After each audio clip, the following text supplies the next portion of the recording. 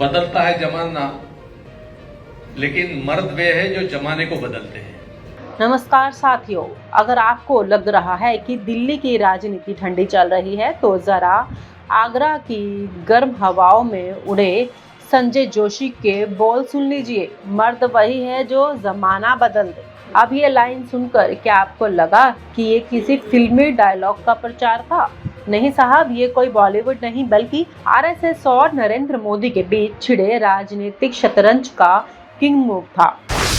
आगरा में आई आग। आगरा में आरएसएस की एक बैठक हुई और वहां पहुंचे संजय जोशी।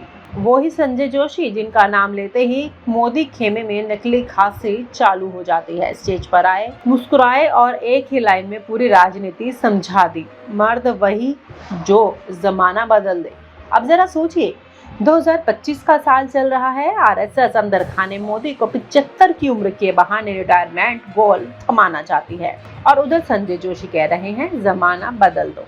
तो क्या जोशी जी नरेंद्र मोदी को बदलना चाह रहे हैं या फिर जनता को इशारा दे रहे हैं कि अब वक्त है उस जमाने को बदलने का जो 2014 में शुरू हुआ था? राजनीति की गधा कथा। अब यहाँ आता है असली तड़का। संजय जोशी की गधा कथा। जोशी जी ने वही पुरानी कहानी सुनाई। पति पत्नी एक गधे के साथ सफर कर रहे होते हैं। कभी पति बैठता है, लोग कहते हैं पत्नी को क्यों थकाया। कभी पत्नी बैठती है तो बोलते हैं पति निकम्मा। दोनों बैठते हैं तो जानवर पर अत्याचार। दोनों उतर जाते हैं तो ऐसे तो बेवकूफ कोई नहीं। और आखिर में जोशी जी बस मुस्कुरा देते हैं। समाज कभी खुश नहीं होता, जो सही है वो करो। अब इसे अगर हम राजनीतिक चश्मे से देखें तो क्या जोशी ये कह रहे हैं कि मोदी सरकार लोगों को खुश करने के लिए ही चल रही है, या ये कह रहे हैं कि अब जो सही लगे वही करना चाहिए, भले ही लोग कुछ भी कहें? मतलब सीधा है, मोदी सरकार अब जनता या संगठन दोनों की सुन नहीं रही। मर्द कौन? अब जोशी जी वो लाइन, मर्द वही है जो जमाना बदल दे। भाई साहब, ये कोई हल्की फुल्की लाइन नहीं है। ये आरएसएस में इसे लेकर कईयों की परेशानी बढ़ गई है, क्योंकि ये लाइन सीधे सीधे मोदी के 11 साल पुराने बदलाव के दावे को चुनौती दे रही थी। मोदी ने तो 2014 में कहा था अच्छे दिन आएंगे, और 2025 में संजय जोशी कह रहे हैं अब फिर से जमाना बदलो। मतलब साफ है, या तो अच्छा दिन नहीं आया या अब नया मर्द चाहिए जो नया बदलाव लाए। आरएसएस में ये बहस जोर पकड़ रही है कि पार्टी व्यक्ति केंद्रित हो चुकी है।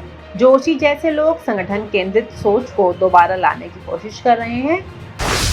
क्यों खास है ये टाइमिंग? अब सोचिए, ये बयान ऐसे वक्त में आया है जब आरएसएस और मोदी शाह के बीच टेंशन पब्लिक हो चुकी है।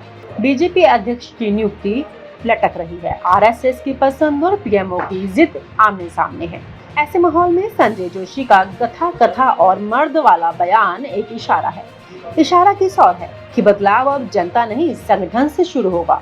आरएसएस अब पीछे नहीं हटेगा और संजय जोशी, जिसे खुद मोदी ने एक दशक तक पार्टी से दूर रखा, अब उसी जमीन पर खड़े होकर ललकार रहे हैं। मोदी बनाम जोशी की पुरानी लड़ाई। थोड़ा पीछे चलते हैं। 2005-06 के दौर में नरेंद्र मोदी और संजय जोशी के बीच तनातनी पहले चरम पर थी। मोदी ने स्पष्ट कर दिया था या तो वो रहेंगे या जोशी। उसके बाद संजय जोशी को हटाया गया। कई बार वो वापस आए, फिर हटाए गए। लेकिन आज 2025 में जोशी न केवल मंच पर है बल्कि संवाद नैरेटिव तय कर रहे हैं। अब ये वही नेता है जिसे प्रशिक्षण प्रमुख के रूप में आरएसएस का सबसे अनुशासित कार्यकर्ता माना जाता है, जो जमीनी स्तर पर कार्यकर्ताओं को जोड़ना जानता है। और आज वही व्यक्ति कह रहा है समाज की मत सुनो, सही करो। कहने को तो ये एक सामान्य बात लगती है, लेकिन राजनीति में संदर्भ ही सब कुछ होता है। समाज को गधा बना दिया गया है। जोशी की गधा कथा सिर्फ एक मजेदार कहानी नहीं थी, ये समाज के उस हालत का आईना था जहां लोग चुप हैं, डरपोक हैं या मजबूर हैं। हर चुनाव से पहले रेड, सीबीआई, ईडी, आईटी जैसे विभाग सक्रिय हो जाते हैं और जब जनता सवाल पूछती है तो उन्हें भी देशद्रोही कह दिया जाता है।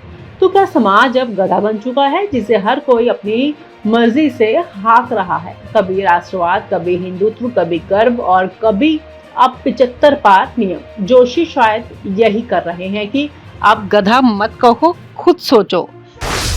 क्या होगा अगला कदम? इस बयानबाजी के बाद एक सवाल जरूरी है, क्या संजय जोशी अब खुलकर मैदान में उतरेंगे? क्या आरएसएस उन्हें बड़ी जिम्मेदारी सौंपेगा? क्योंकि अगर आरएसएस वाकई मोदी युग को बंद करना चाहता है तो उसे अपने पुराने भरोसेमंद जोशी जैसे नेता को फिर से फ्रंट फुट पर लाना ही होगा। इस समय बीजेपी में गडकरी भी ठंडे ढाले हैं, वसुंधरा भी खामोश है और योगी का भी अलग ही चाल चल रहा है। ऐसे में जोशी की वापसी सिर्फ प्रतीकात्मक नहीं, रणनीतिक हो सकती है। जनता क्या समझ रही है? अब जनता भी धीरे धीरे यह समझने लगी है, क्योंकि 2014 और 25 के बीच बहुत कुछ बदल चुका है। महंगाई, बेरोजगारी, लोकतंत्र की हालत, अब सब पर सवाल है। अगर कोई जोशी जैसा नेता मंच पर आकर समाज को गधा कहे तो लोग हंसते भी हैं, सोचते भी हैं। मोदी को अब ये समझना होगा कि सिर्फ चुनाव जीतना राजनीति नहीं होती, कभी कभी मंच पर खड़े होकर कहानी कहने वाला भी क्रांति की शुरुआत करता है। मोदी का पतन शुरू, क्या ये संकेत है मोदी युग के अंत का? शायद। आरएसएस ने साफ कर दिया है, अब 75 पार की उम्र सीमा लागू हो। मोदी के सामने कोई उत्तराधिकारी तय नहीं, और ऐसे में जोशी का ये सार्वजनिक संदेश सीधे सीधे मोदी को चुनौती देने जैसा है। 2024 का चुनाव मोदी जी ने जीता, पर 2025 में उनकी कुर्सी ज्यादा सुरक्षित नहीं दिख रही।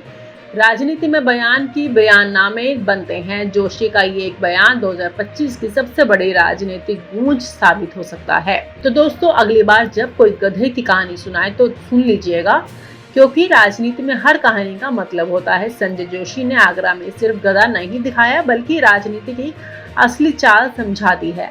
मर्द वही है जो जमाना बदल दे। अब ये लाइन किसी और के लिए भी हो सकती है, क्या पता वो मर्द मोदी के बाद कौन हो। वो कहते ना, बदलता है जमाना, लेकिन मर्द वे है जो जमाने को बदलते हैं। लोग कहते हैं बदलता है जमाना, लेकिन मर्द वे है जो जमाने को बदलते हैं। वैसे रोटरी क्लब ये दुनिया में परिचय होके करीब करीब अभी 120 साल हो गए। इन्हें अपने यहाँ ज्योतिष शास्त्र में एक व्यक्ति की पूरी कुंडली के हिसाब से वो लोग अध्ययन करते हैं तो 120 साल की पूरी आयु मानी जाती है। वैसे अपनी पूरी आयु हुई है, और जिस ढंग से रोटरी क्लब जमीन से जुड़कर कार्य कर रहा है वो प्रशंसनीय है। अभी जैसे दानदाता गोयल जी ने अपनी जमीन दी और चेक दिया भाई साहब ने, और वो भी वनवासी क्षेत्र में धर्म का भाव, संस्कृति का भाव, जागरण के संबंध में पहल करने वाली वन बंधु परिषद के सहयोग से, एकल विद्यालय के सहयोग से एक बहुत बड़ा प्रकल्प चला। एक दिनेश राम नाम का एक मजदूरी करने वाला बंदा एक गांव में रहता था। वो और पत्नी बिल्डिंग मटेरियल का ले जाना लाना, गधे पर ले जाने का काम, ढोने का काम करता था। जैसे आजकल ऑटो रिक्शा हो गए, लोडेड रिक्शा हो गए, वैसा वो गधे पर ले जाना लाना करता था। एक बार उनके कोई रिश्तेदार के यहाँ कार्यक्रम था और उनको दूर जाना था। उनका जो जहाँ रहते थे, उनका जिनके यहाँ शादी थी, करीब करीब 12-15 गांव दूर उनका गांव था। तो पति पत्नी ने तय किया, सवेरे रोटी वगैरह बांध ली, टिफिन बांध लिया और गधे पर जाने निकले। दिनेश राम ने सोचा कि भाई इतना लंबा फासला है तो मैं तो सहन कर लूंगा, पत्नी को गधे पर बिठा दिया। जैसा गांव से थोड़ा आगे गए तो कुएं पर पानी भरने वाली कुछ महिलाएं देखा कि आदमी गधे के पीछे पीछे जा रहा है और उसकी औरत गधे पर बैठी, तो आपस में बातचीत करने लगी कि क्या जमाना आया, देखो ये महिला अपने पति को पैदल चल रही, खुद ऐड से गधे पर बैठी है। ये उसके कान पर आई, उसके पति तो वो गधे से उतरी और अपने पति को कहा आप बैठ जाओ। फिर पति गधे पर बैठा, वो आगे आगे और गधा पीछे पीछे जा रहे थे।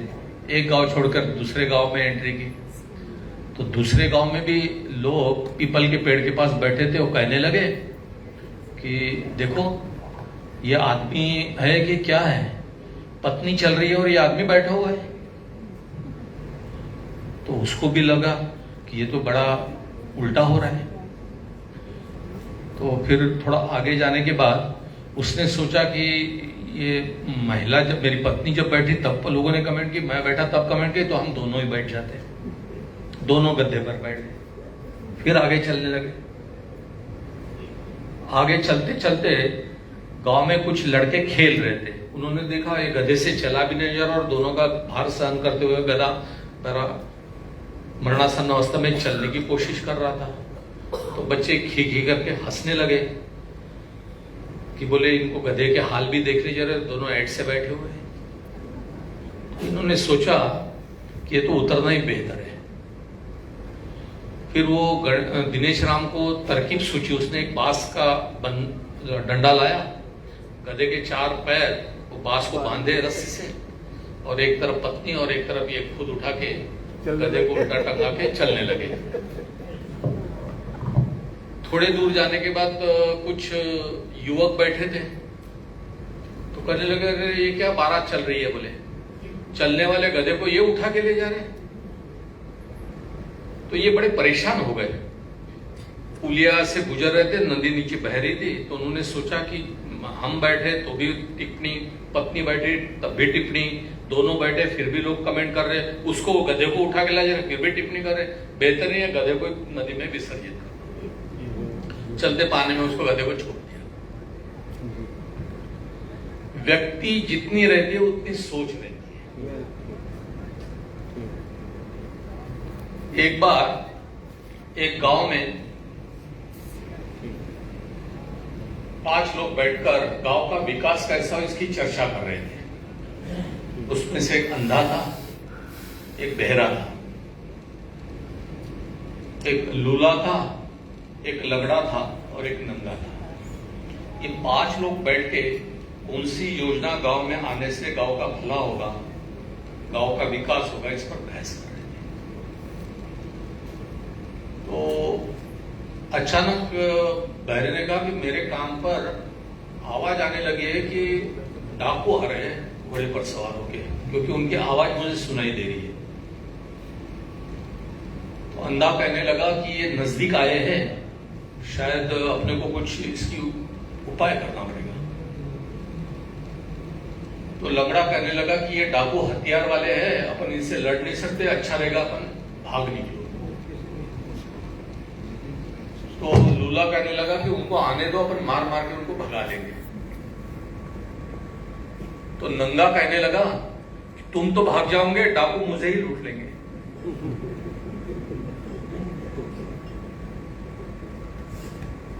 देश और समाज अच्छा हो, सुखी हो, समृद्ध हो, बलशाली हो, शक्तिशाली हो, ये तो सब सोचते हैं। रोटरी क्लब ऐसे समाज जीवन के सुखी, संपन्न, शिक्षित, समझदार, संवेदनशील लोगों का समूह है। लेकिन हमारा समाज से क्या वास्ता है, हम समाज को क्या देते हैं, ये भाव अगर अपने मन में रहा तो निश्चित फर्क पड़ेगा। आज दुर्दैव से अपने समाज की स्थिति कैसी हो रही है, आज इमारतों की ऊंचाइयां बढ़ रही है, लेकिन मानवता की ऊंचाइयां कम होती जा रही है। आज सड़क चौड़ी है, लेकिन हमारी दृष्टि अरुंध होती जा रही है। आज दवाइयां विपुल मात्रा में है, लेकिन अपने बेसिक आरोग्य में कमी हो रही है, अपनी रेजिस्टेंस पावर में कमी हो रही है। आज सब लोग अधिकार के लिए लड़ते, अधिकार की बात करते हैं, लेकिन मेरा कर्तव्य क्या है, इस पर हम नजरअंदाज कर रहे हैं। समाज की समस्या यही है। आज मेरे घर में हम दिन भर मेहनत करते, नौकरी करते, बिजनेस करते, व्यापार करते, उद्योग करते हैं, अपन सुखी संपन्न अपना परिवार रहे, गाड़ी घोड़ा बंगला रहे, अच्छा तगड़ा बैंक बैलेंस रहे, इसके लिए तो करते हैं। लेकिन मेरे पड़ोस में क्या हो रहा है इसकी मुझे जानकारी नहीं, मेरा कोई ताल्लुक नहीं, मेरा कोई वास्ता नहीं रहता। एक बार कुछ साल पहले मैं बेंगलोर के आईआईएम में कार्यक्रम में गया था। वहां एक जापान की भी एम्बेसडर थी। तो प्रश्नोत्तरी के बाद एक IIM के स्टूडेंट ने उस जापान के एम्बेसडर ने कहा कि जापान 17 करोड़ की आबादी वाला देश है और हिंदुस्तान, उस समय की बात कर रहा हूं कि 120 करोड़ की हिंदुस्तान की जनसंख्या की आबादी वाला देश है। लेकिन जापान दुनिया के 5 आर्थिक महाशक्तियों में माना जाता है और हिंदुस्तान का नंबर उस समय पहले 10 में भी नहीं। इसका कारण क्या था? तो उसने कहा, एम्बेसडर ने, कि जापान में 17 करोड़ नागरिक रहते हैं और हिंदुस्तान में 120 करोड़ लोग रहते हैं। नागरिक और लोग, इसमें जो मूलभूत अंतर है उसको उन्होंने रेखांकित किया। नागरिक कहने के बाद उस व्यक्ति का उस देश के बारे में क्या कर्तव्य है, उस देश के बारे में उसका क्या सोच है, समाज के बारे में वो क्या सोचता है, ये महत्व का भाव है। जैसा अभी हमने अलग अलग प्रकार के कार्यक्रम, कहीं ट्राइसिकल बांटने का कार्यक्रम किया, कहीं ब्लड डोनेशन का काम किया, कहीं हेल्थ चेकअप का काम किया, कहीं मेडिकल शिविर का आयोजन किया। अपने आप कहते हैं ना, 2 हाथों से कमाइए और 1000 हाथों से बांटिए। अपने कहते हैं अहिंसा परमो धर्म। धर्म यानी कोई हिंदू धर्म, मुस्लिम धर्म अथवा क्रिश्चियन धर्म, इससे संबंधित अपनी धर्म की भाव अथवा भाषा नहीं है। धर्म यानी जिस ध्रुवता से बनाए 2 चीजों को जोड़ने वाला वो धर्म है। जैसा अपन कहते हैं पितृधर्म, मातृधर्म, भातृधर्म, पड़ोस धर्म, राष्ट्र धर्म, दान धर्म, ये व्यक्ति को जोड़ने वाला तत्व रहता है। वैसा ही अपन सेवा धर्म बोलते हैं, क्योंकि हर एक व्यक्ति के मन में सेवा का भाव रहता है, लेकिन उस भाव को अभिव्यक्त करना, उजागर करना, ये रोटरी कार्य अच्छे ढंग से करते हैं। और अग्रवाल जी पर तो ज्यादा दायित्व है, क्योंकि पिछले समय के 183 इवेंट्स का रिकॉर्ड भी तो आपको आने वाले साल में तोड़ना पड़ेगा, वो थोड़ा चैलेंज है। नए पदाधिकारियों को मेरी शुभकामना, पुराने पदाधिकारियों को ध्यान में लेकर आगे जाने का संकल्प है। जैसा सेना में कोई कैप्टन रहता है, कोई मेजर रहता है, कोई बड़े से बड़े हुद्दे पर रहता है, लेकिन उसकी असली पहचान क्या रहती है? तो he is a true soldier.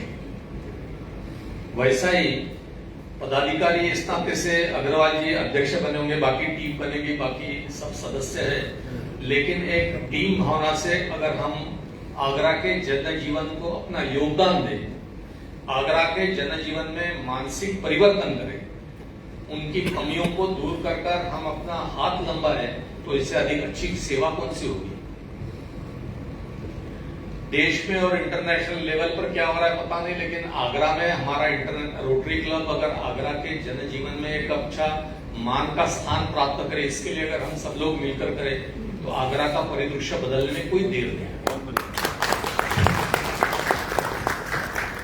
आज हिंदुस्तान 5वें नंबर की आर्थिक सत्ता बन गया है, आगे भी बढ़ना हम चाहते हैं, लेकिन अच्छी सड़क, बिजली की अच्छी व्यवस्था, पुल पुलियों का निर्माण, बड़ी बड़ी इमारतें, अच्छी रेल कनेक्टिविटी, अच्छी हवाई कनेक्टिविटी, ये सारी चीजें होने के बाद भी आदमी का मन भी तो उतना अच्छा होना चाहिए। तो मन हमारा करने के संबंध में हम उस संदर्भ में भी प्रयास करें कि लोक मानस में एक देशभक्ति का भाव का जागरण करें। वो कुछ साल पहले चाणक्य की सीरियल आई थी, उसमें गीत था, हम करें राष्ट्र आराधना, हम करें राष्ट्र आराधना, तन से मन से, तन मन धन जीवन से हम करें राष्ट्र आराधना। ये जो रोटरी क्लब विभिन्न सेवा कार्य कर रहा है, ये भी तो एक बहुत बड़ी राष्ट्र की सेवा है, समाज की सेवा है। और भगवान आप सब लोगों को ये मनोकामना दिन ब दिन वृद्धिगत करके आगे बढ़ने के लिए साहस, प्रेरणा दे, और हम सब लोग मिलकर समाज के लिए लगे रहे, समाज के लिए जिए, समाज के लिए सोचे, यह शुभकामना देता हूँ। मुझे आप बुलाए, स्वागत सत्कार किया, आपको तहे दिल से प्रणाम करता हूँ। नमस्कार, भारत माता की जय, जय हिंद। और आप हमसे जुड़े रहने के लिए सब्सक्राइब करें YouTube पर, फॉलो करें Twitter पर और लाइक करें Facebook पर। और ज्यादा जानकारी के लिए आपको टाइप करना होगा सिर्फ न्यूज नशा।